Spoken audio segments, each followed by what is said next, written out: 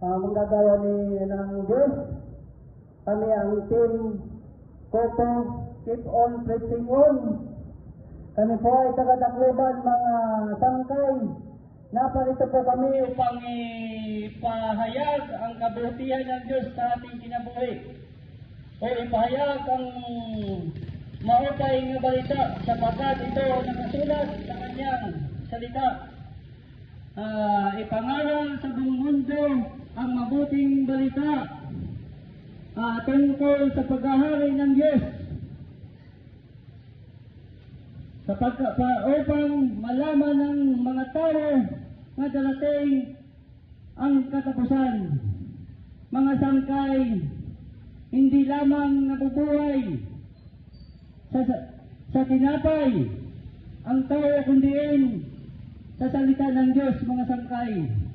Mga sangkay, isang grasya, isang mapagpala sa ating kinabuhi, kundiin minahal tayo ng Diyos sapagkat sinabi sa John 3:16, sabi ng Diyos, ibinigay ko ang aking bugtong na anak upang ang sino man mananampalataya sa kanya ay di mapahamak kundi magkaroon ng buhay na walang hanggang, mga sangkay. Sugad ang Ginoo atong kinabuhi.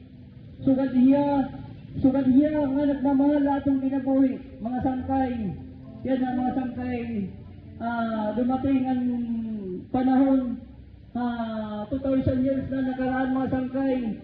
Yan ay ibabalik o ipahinamdan mo atong mga sangkay. Ini nga adlaw kundiin adlaw na huluhik, mga sangkay. Kundiin ini nga adlaw namatay si Jesus Kristo dahil lamang sa ating mga kasalanan, mga sangkay. Paipang lamang kita maligtas, mga sangkay. Sugad ang Ginoo atong kinabuhi, mga sangkay. Kahit pahinumduman niya atong kinabuhi nga usa kita ka mahalaga dida kan Jesus Kristo.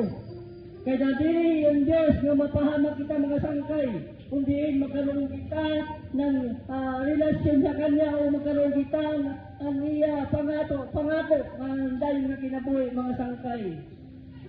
Usang pinagpala kita, mga tao, sapagkat grabe ang higog